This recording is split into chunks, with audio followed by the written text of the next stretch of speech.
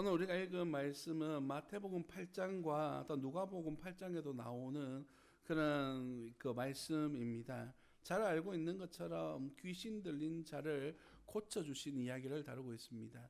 마가복음 안에서만 귀신 들린 자를 고쳐주는 장면이 5번 정도 등장하는데 오늘 본문 말씀은 특별한 의미를 가지고 있습니다. 왜냐하면 귀신 들렸다라고 하는 의미가 과연 어떤 것이고 또 귀신 들렸을 때에 어떤 일들이 일어나게 되는지 그것이 가지고 있는 영적 의미는 무엇인지에 대해서 잘 설명해 주기 때문입니다.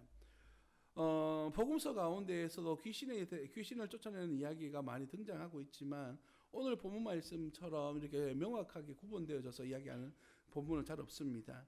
귀신 들린 사람의 상태나 귀신의 이름이나 귀신 들린 사람의 치유 과정이나 또 이후 상태라든지 치유의 결과 등에 대하여서 구체적으로 보여주고 있습니다.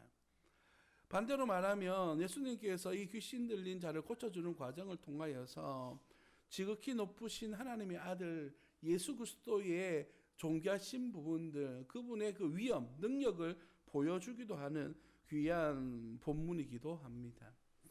오늘 본문 말씀은 이렇게 시작하고 있습니다. 예수께서 바다 건너편 거라사인의 지방에 이르러 라고 그렇게 말하고 있죠. 자막을 좀 띄워주시면 이제 사복음서 이제 그 마태, 마가, 누가 복음마다 지역이 표시가 다 다르게 되어져 있습니다.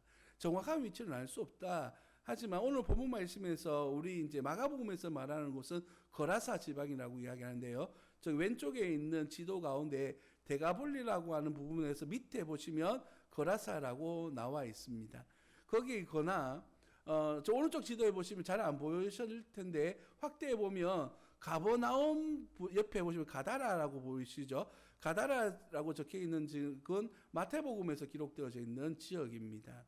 그리고 그 위에 좀 더 올라가가지고 저 파란색 저 갈릴리 호수 안에 있는 그 붙어 있는 지역이 거라사다라고 말하기도 합니다. 그래서 지금 현재의 명확하게 지역을 알 수는 없습니다만은 마지막 20절 말씀에 보면 그가 가서 예수께서 자기에게 어떻게 큰 일을 행하셨는지를 데가볼리에 전파하니라고 그렇게 기록되어져 있는 걸 봤을 때에는 아마도 첫 번째 지도의 그림이 더 명확하지 않을까라고 하는 생각이 듭니다. 어디까지나 제가 생각한 오늘 본문 말씀을 유추해서 드리는 말씀이고 오늘 말씀 이 부분이 왜 중요한가에 대한 이야기를 한번 하려고 합니다. 여러분 데가볼리라고 하는 이 지역은 우리가 생각하고 있는 것처럼 유대 땅이 아닙니다. 이방인 지역인 것이죠.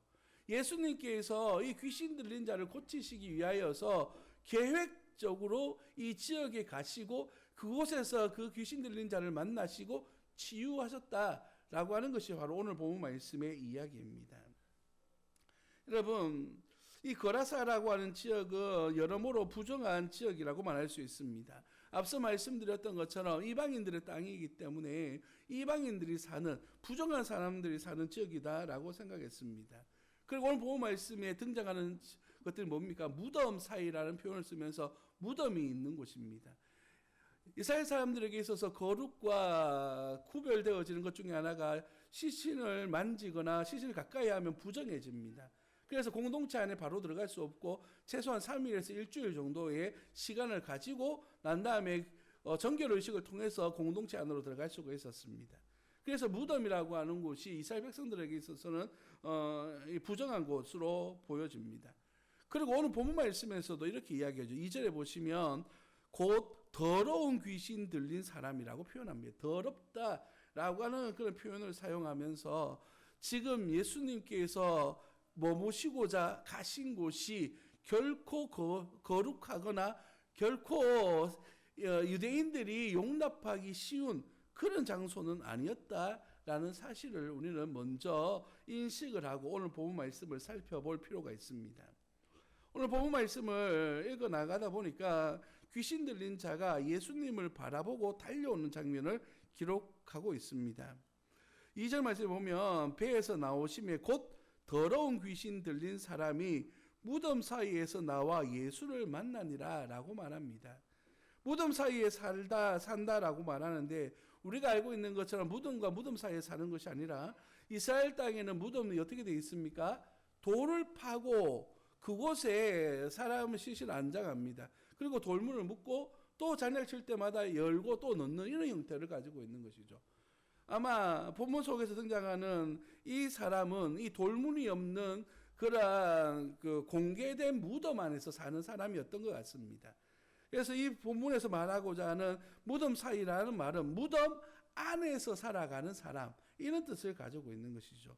얼마나 이 사람에 대해서 잘 묘사하고 있는지 그 사람에 대해서 이렇게 이야기합니다. 3절에 보시면 3절에서 보시면 그 사람은 무덤 사이에 거처하였는데 이제는 아무도 그를 쇠사슬로도 맬 수 없게 되었으니 이는 여러 번 고랑과 쇠사슬에 매였어도 쇠사슬을 끊고 고랑을 깨뜨렸음이로라. 그리하여 아무도 그를 제어할 힘이 없는지라 라고 말합니다.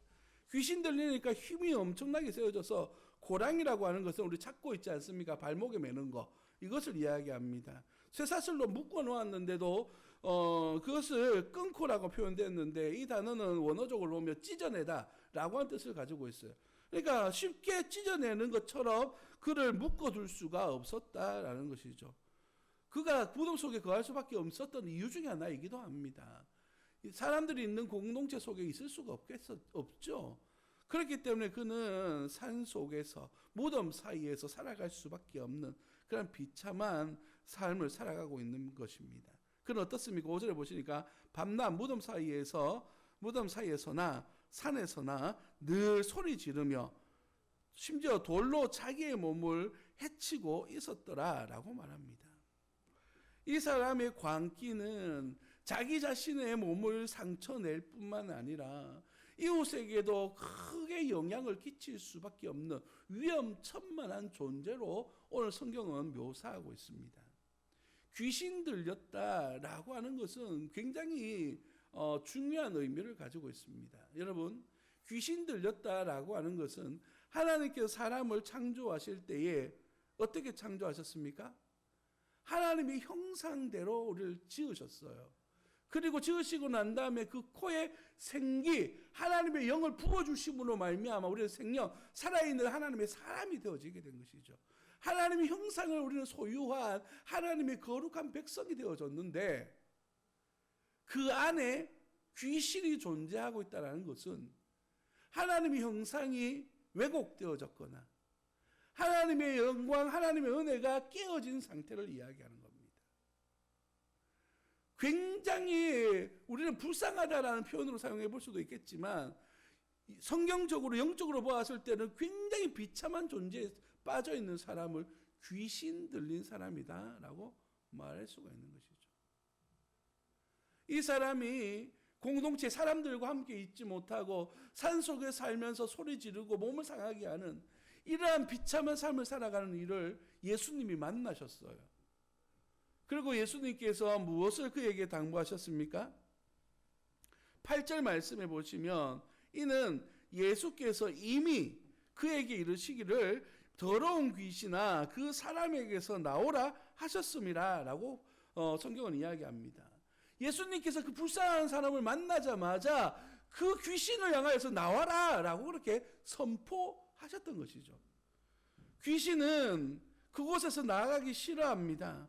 그래서 뭐라고 이야기해요? 7절에 보시면 나와 당신이 무슨 상관이 있습니까? 라고 그렇게 반문합니다.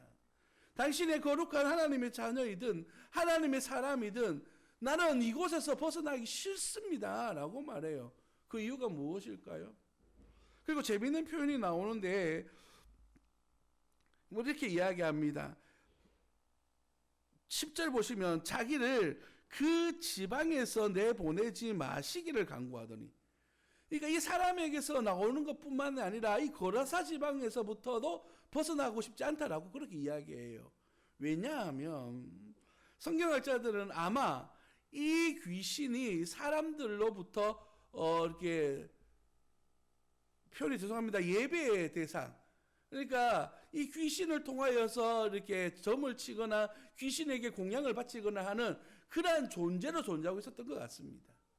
그래서 이 사람이 이 귀신이 이곳에 있는 것만큼 중요한, 자기를 위해서 얼마나 중요한 장소인가를 보여주는 것이죠.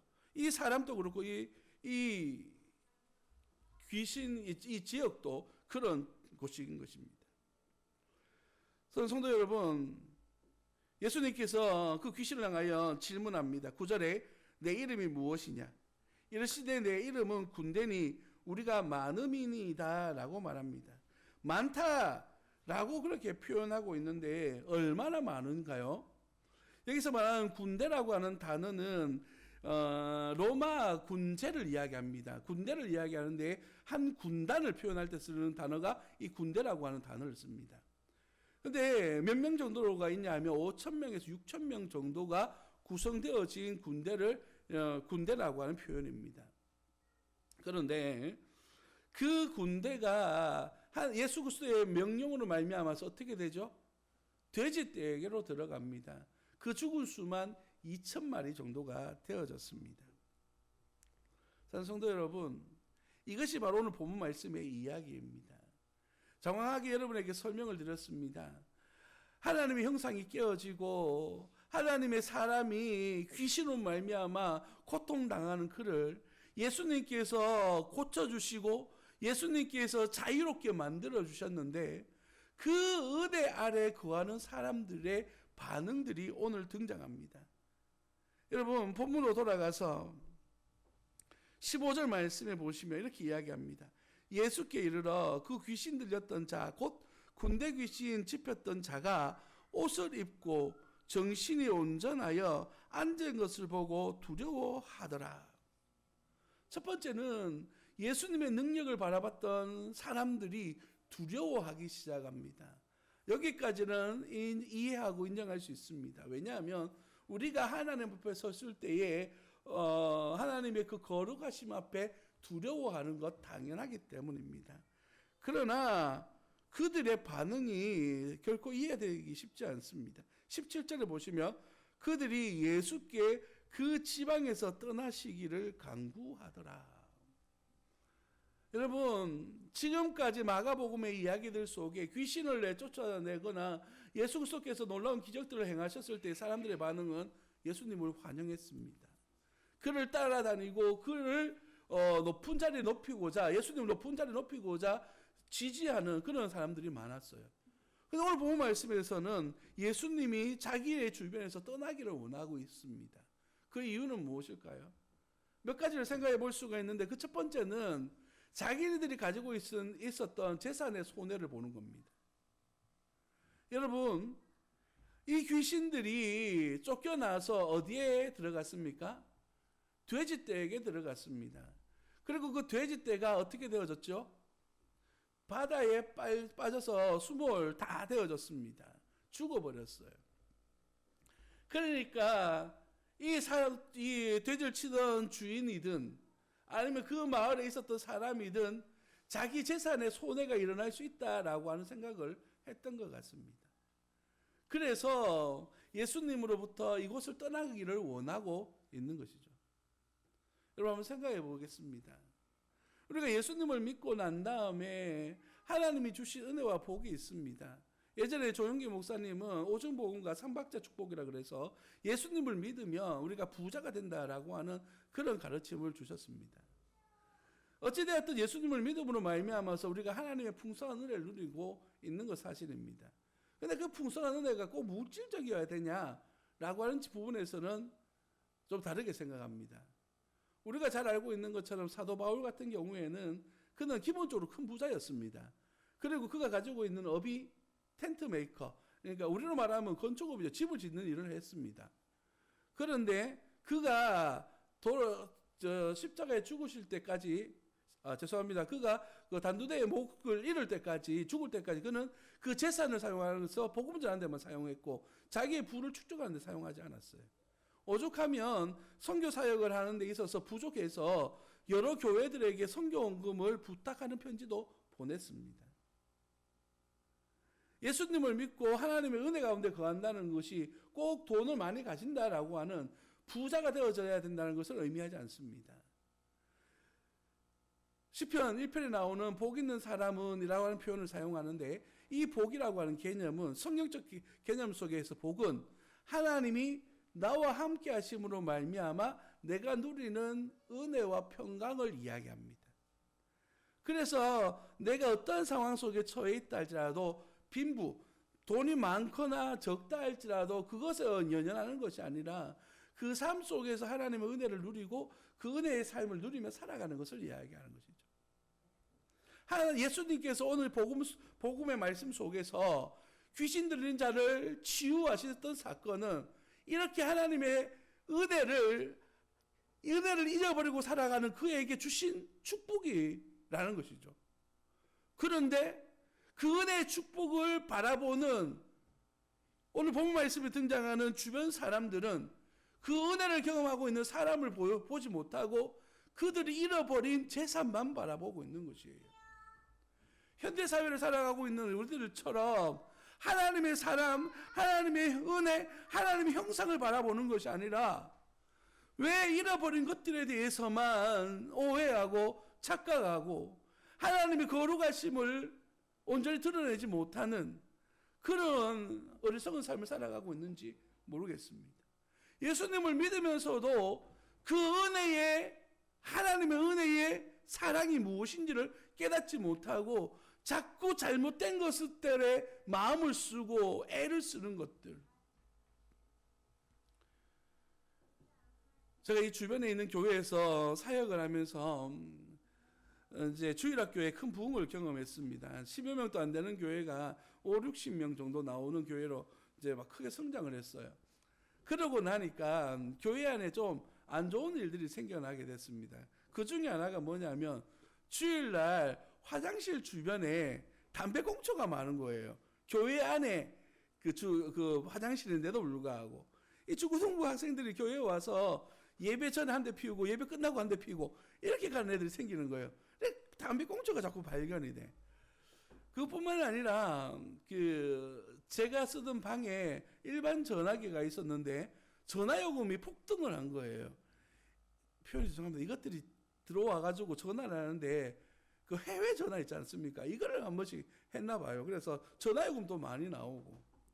그래서 당회에 불려갔습니다. 한 손에 먹었습니다. 이 담배꽁초는 뭐고 이 전화요금 왜 이렇게 많이 나오냐고. 아이들 주의 좀 주라고 그렇게 이야기를 하더라고요. 그래서 제가 이렇게 이야기했습니다. 물론 아이들한테 주의는 주겠지만 그것 때문에 아이들이 교회 안 나오는 것보다 그렇게 우리가 쓰고 불편하더라도 한 명이라도 더 나오는 게 좋지 않겠습니까? 라고 그렇게 제가 반문을 드렸습니다. 성도 여러분, 예수님을 처음 믿는다는 것은 생활의 완전한 변화를 이야기하는 것이 아니에요. 조금씩 변화가 일어나는 것이고 알아가는 과정이 필요한 것이죠. 우리 믿음의 앞서 있는 이들은요, 기다려주는 시간이 필요하고 또한 바르게 가르쳐야 될 책임이 우리에게 있는 것입니다. 성도 여러분, 그런가 하면 두 번째, 이 귀신 들린 자가 평안을 얻는 것을 보고 나가라라고 말하는 이유 중에 하나는 무엇이냐 하면 이 지역적 특색도 있습니다. 여러분, 아까 처음에 설명드렸던 것처럼 이 지역은 이방 지역입니다. 그리고 이들이 하고 있는 직업이 무엇입니까? 돼지를 치고 있습니다. 이스라엘 사람들은 돼지를 부정한 짐승으로 여기기 때문에 먹지도 기르지도 않습니다. 그런데 돼지에게 귀신이 들어가고 그 돼지들이 죽으니까 그 일을 경험하고 있는 이들은 이방인들이었을 것이다라고 하는 것이 정확할 것입니다. 그래서 그들은 예수님의 역사를 바라보는 안목이 다른 거예요. 유대인들처럼 이것이 하나님의 은혜요, 하나님의 능력이다라고 받아들이면 참 감사하겠는데 그것이 아니라 어쩌면 요즘 우리로 말하면 많은 우상들 사이에 있는 하나의 우상 정도로 바라보고 있는지도 모르겠습니다. 일본에 가면 많은 이렇게 신들이 있습니다. 예수님도 그 많은 신들 중에 한 신으로 이해가 되어져요. 그래서 그들이 예수님을 믿는다는 것은 그저 나의 유일하신 구세주 예수 그리스도를 믿습니다라는 고백보다는 이 많은 신들 가운데 내가 믿어야 할 신 하나로 선택한 것으로 예수님을 선택하는 경우가 많다고 합니다. 그래서 일본 선교가 어렵대요. 그래서 우리 교회 규모 정도만 되면 일본에서 굉장히 큰 대형 교회라고 하더라고요. 그만큼 복음을 전하기 어려운 곳이 바로 이 예수님에 대한 이 복음에 대한 올바른 인식이 없는 곳입니다. 오늘 이곳도 대가벌리도 그런 지역인 것이죠. 그래서 예수님이 전하고 예수님이 영혼을 살리고 하나님의 역사를 드러내는 것이 그들 사이에서는 크게 의미가 없는 거예요. 누가 살고 누가 자유함을 얻었는 것보다 나에게 중요한 것은 당장 내 눈에 보이는 이득 하나밖에 없는 것이죠. 그래서 그들에게 있어서 예수님은 오히려 저들을 위하여 존재하는 하나님의 은혜라기보다는 그저 나를 힘들게 하고 귀찮게 하는 그런 존재로도 익혀질 수 있었다라는 것이죠. 이것은 무엇을 의미하냐면 우리가 예수 그리스도를 내가 이 하나님의 나라를 어떻게 이해하고 있느냐에 대한 이야기를 여러분과 나누고 싶습니다. 여러분에게 있어서 예수 그리스도, 교회는 어떤 곳입니까? 여러분의 삶 속에 예수 그리스도는 어떤 의미를 가지고 여러분에게 다가오고 있습니까? 우리의 영혼을 살리시고 우리를 구원하시기 위하여 십자가까지 능히 지신 우리 주님께서 모든 것을 헌신하여 주셨는데 우리가 주님을 바라볼 때에 필요 도구로서 예수님을 바라보는 것이 아니라 나의 모든 것 대신 우리 주님 앞에 내 인생의 모든 것을 걸 수 있는 그 은혜가 있기를 예수님 이름으로 축복합니다. 교회가 사람을 세우는 일, 이렇게 복음을 전하는 일은 바로 이러한 하나님의 사람을 찾고 세워가기 위함입니다. 이 땅에 교회가 왜 존재하겠습니까? 이러한 흩어진 많은 사람들 사이에서 하나님을 알고 하나님을 예배하는 이들을 찾아 세우는 일을 하도록 우리 주님께서 교회를 세우신 것이거든요. 이런 일에 부름받은 저와 여러분들이 하나님 앞에 영광 돌리시기를 예수님 이름으로 축복합니다. 마가복음 3장 14절과 15절 말씀을 한번 읽어보도록 하겠습니다. 마가복음 3장 14절 15절입니다. 자, 성경책을 다 찾으시고요. 3장 14절 15절입니다. 자, 다 같이 읽겠습니다. 시작. 이에 12를 세우셨으니 이는 자기와 함께 있게 하시고 또 보내사 전도도 하며 귀신을 쫓는 권능도 가지게 하려 하심이로라. 아멘. 예수님께서 제자를 부르신 이유는 자기와 함께 있게 하실 뿐만 아니라 보내사 전도하시게 하시기 위함이다 라고 그렇게 이야기합니다. 오늘 나음을 입었던 이가 예수님에게 함께 하기를 간구하고 있습니다. 18절 말씀입니다. 예수께서 배에 오르실 때에 귀신 들렸던 사람이 함께 있기를 간구하였으나 예수님이 뭐라고 대답하십니까? 19절 허락하지 아니하시고 그에게 이르시되 집으로 돌아가 주께서 내게 어떤 큰 일을 행하사 너희를 불쌍히 여기신 것을 내 가족에게 알리라 라고 그렇게 말씀하고 계십니다. 여러분 앞선 말씀과 조금 다르지 않습니까? 함께 있어 복음을 증거하게 하셨다 하는데 이 사람은 함께 있는 것을 원하지 않았습니다. 그 이유는 무엇일까요? 예수님에게 순종하는 방법은 두 가지가 있습니다.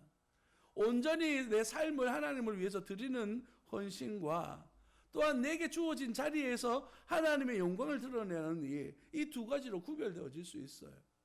그래서 하나님께서는 하나님의 일하심을 위하여 특별한 이들을 부르셔서 그 삶을 요구하시는 분들도 있고, 그리고 여러분이 살아가고 있는 삶의 현장들 속에서 하나님의 놀라운 일들을 이루시며 살아가시도록 불러주신 부르심도 있다는 것이죠. 그러나 중요한 사실은 무엇입니까? 그곳에서 그 어떠한 부르심이든 간에 주님 나라 복음을 증거하는 일을 위하여서 우리를 부르셨다라고 하는 사실입니다. 우리가 적극적으로 전도하는 방법도 있고 비적극적인 방법으로 전도하는 방법도 있습니다. 적극적인 방법은 우리가 잘 알고 있는 것처럼 예수님 믿으세요, 교회 오세요라고 하는 초청도 있겠지만 비적극적인 방법은 무엇입니까? 내가 내게 주어진 삶의 자리에서 성실하게 살아감으로 말미암아 하나님의 영광이 드러나도록 하는 것이에요. 그러면 우리의 착한 행실을 보고 살아계신 하나님의 영광을 돌리게 하라. 우리 삶을 볼 때 예수 믿는 사람 적시 다르네.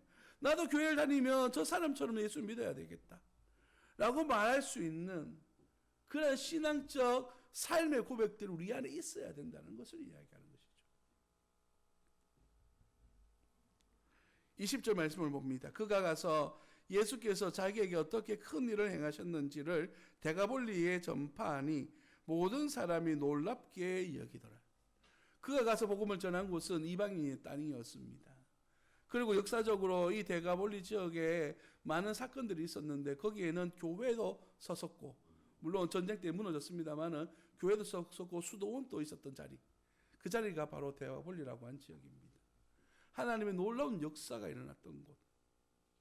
저는 성도 여러분, 우리 주님께서는 오늘 말씀을 통하여 우리를 불러주십니다. 첫 번째 부르심은 우리를 자유하게 하기 위한, 하나님의 은혜를 주시기 위한 부르심이고, 두 번째 부르심은 그 은혜를 어떻게 이 땅에 누리며 살 것인가에 대한 부르심입니다.